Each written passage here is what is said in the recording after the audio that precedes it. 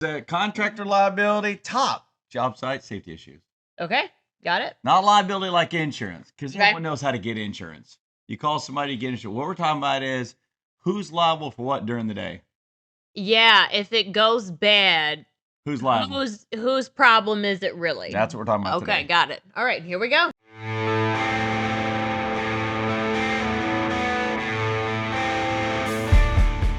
Welcome, everybody. Joe, Jen, contract liability. A lot of projects. That's the thing that no one understands very well is the liability side. Use the liability side, but basically it's... Everyone says, well, we got insurance, we're fine. It's financial responsibility when things go left. Right. Right? That's what we're really talking about. Absolutely. So give you an example. We're going to be doing a project. We need a meter.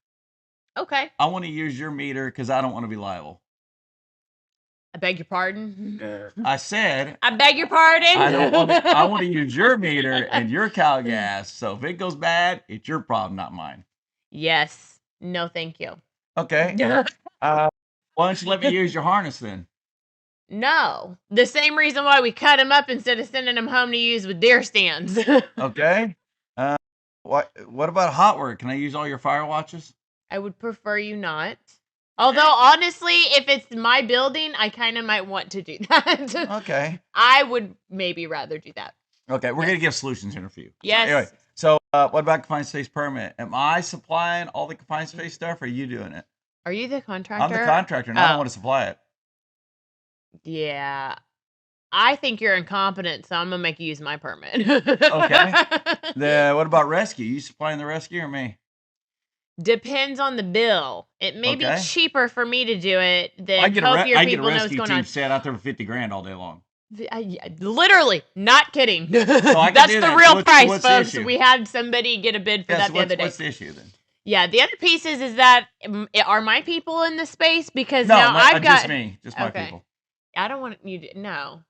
Because I can have my employees working in the same area and providing rescue as long as they've been correctly trained, right?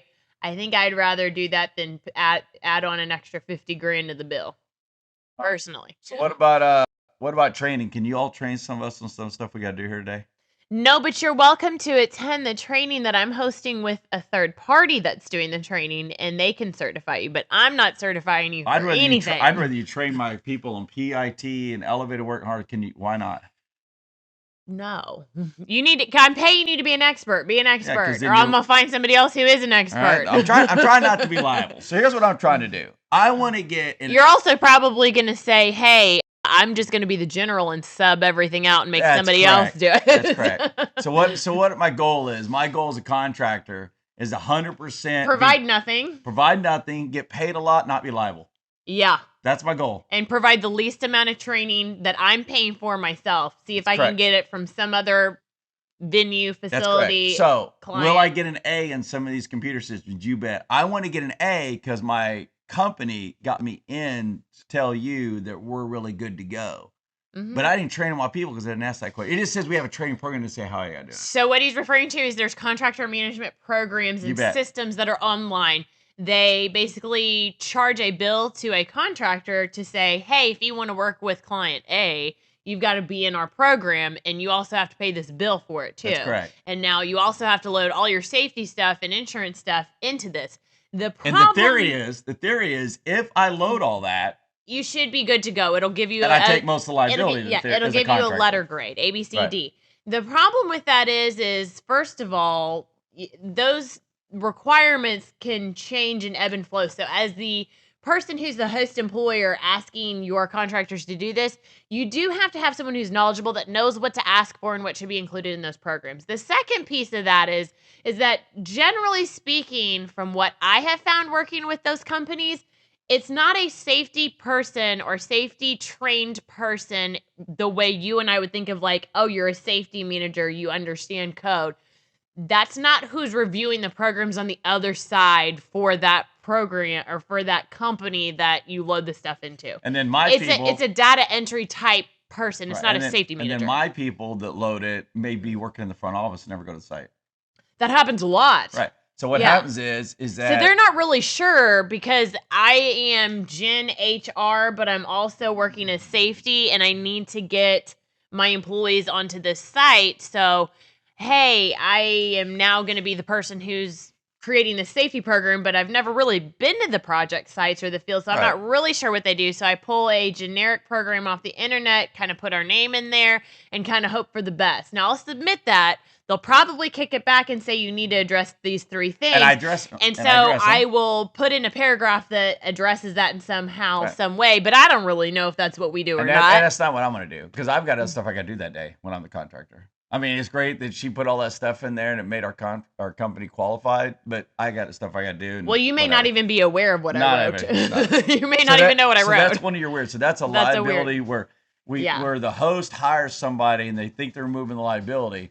And in reality, what happens is that the liability actually goes not back to the contractor, which they thought was going to happen. It goes back to the host. Yeah, so I think that's the overarching thing that we have to keep in mind is anytime we're a host employer and we choose to bring a contractor onto our site, while they may be the one that has the event occur, and there will be some repercussions financially and legally and from a regulatory standpoint to them, the host can't wash their hands of that. They are still going to be implicated and have fines as well. I mean, they're still going to get citations and have some financial impact because they didn't make sure things were good. They can't remove that responsibility. All right. The next one is ladders. I'm the contractor. Can I borrow your ladder? Yeah. I only need it real quick. Yeah, just real fast. Yep. Right, can I borrow it like all day? I would prefer you not, because somehow it's going to come back to me probably damaged. You're probably gonna break it. Well, I can stencil my name on as a company. Yeah, you could. Yeah, say it's mine. Yeah, because most of the time as the host employer, we don't walk around and run around stenciling our company logo on all of our stuff. But I will. If we all if we have all of the same things, that is a thing. That's right. That sometimes we end up losing stuff, and we'll say it's by accident. Things just get gathered up, and we don't know. But hey, right, wrong, or indifferent, we end up losing stuff. I need a forklift. Can you get me a forklift? No, because first off, I may be renting it, so I may not be able to, based on my contract, let somebody else that's not working for me use it. But I need one for the job. Your bill's going to go up because I have this. What? If I don't get a forklift, there's 2 more days. I was like, what? Because your bill's going to go up for 2 more days because I can't get one today. Then I'm going to have my people do whatever that portion of the job is, because you haven't been trained on that lift. Okay. All right. So you have to have training on the PIT area lift, Genie Boom. I need an aerial lift, and don't even come in here with some kind of forklift basket. We're not doing that either. I need an aerial lift because I got to get up there and do that Then stuff. you'll need to rent one. Okay. You'll need to procure one for yourself and then show me training for it. All right. So basically, all these things is my job as the contractor to divert that liability. Absolutely. And so on the front end, as the host employer, what you want to do is figure out what that list of materials and PPE and equipment is going to be on the front end. So if they need to go in confined spaces, are they going to bring their own tripod and davit system and winch and all of that stuff? Are they bringing their own fall harnesses? Right. Are they bringing their own meters? Are they bringing their own hot work stuff? Whose permits are we using anytime we have to do any of this stuff?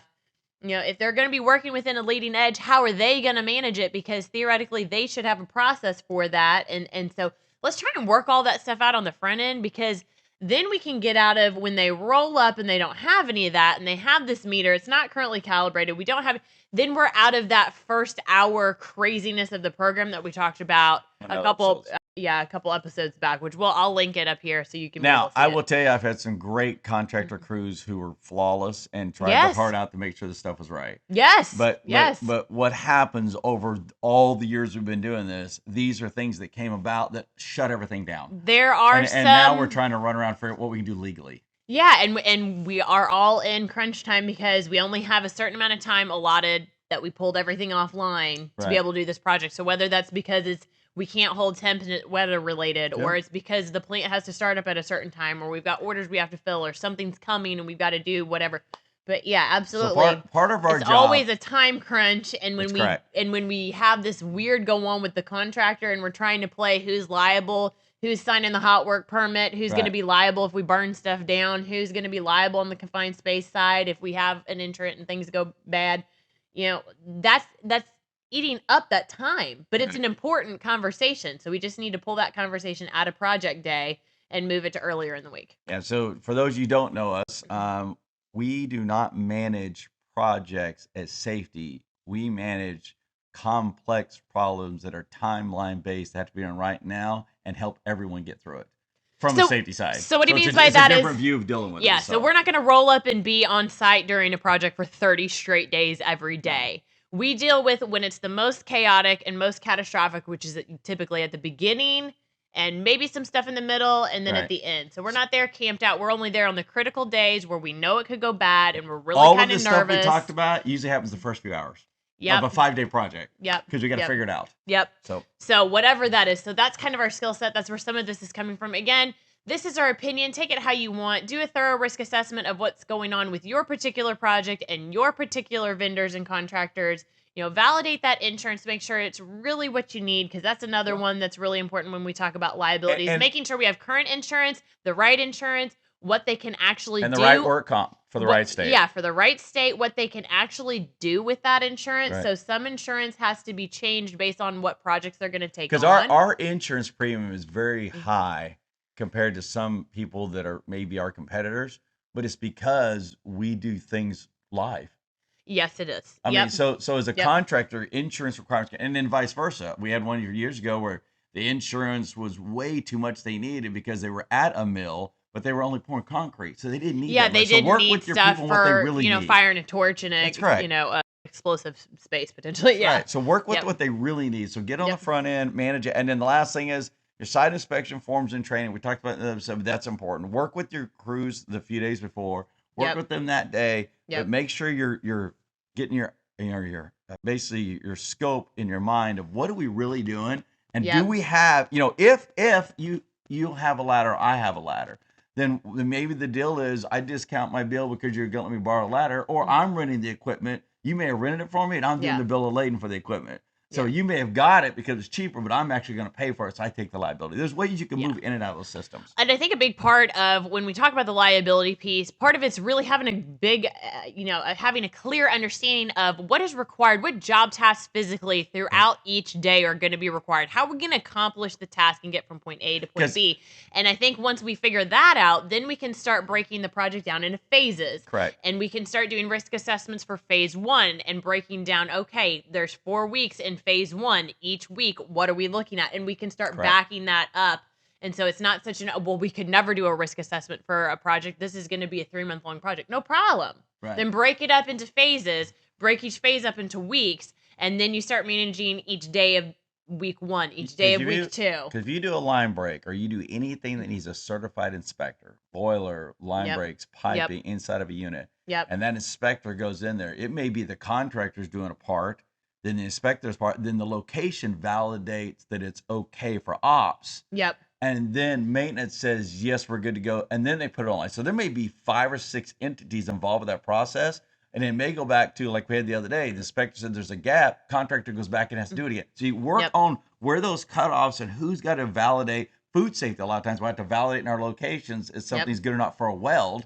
Or maybe a maintenance person say, yes, the weld is good. But so work on where those cutoffs are and you go through. And I think my last big one is probably going to be lockout. Yes. Lockout and confined space assessments. So when you are working through how to start mitigating and reducing your liability as a host employer or even as a contractor, if you're not confident and you're not sure and you're not really feeling 100% like if someone subpoenaed this, I know this is correct and I feel like there's no question I know that this assessment or this lockout's right. We need to work on that. That's something that I would encourage you to really take a look at because we want to make sure that everything we do is a process and not a person. So if Joe comes in as contractor A and says, you know what, I need a lockout procedure. I don't, as the host employer, want to verbally tell him anything. I want to hand him a sheet of paper that's been validated and reviewed and checked by the expert at my location for that piece of equipment and hand it to him. And that is the process that we do. You can choose to follow it or not.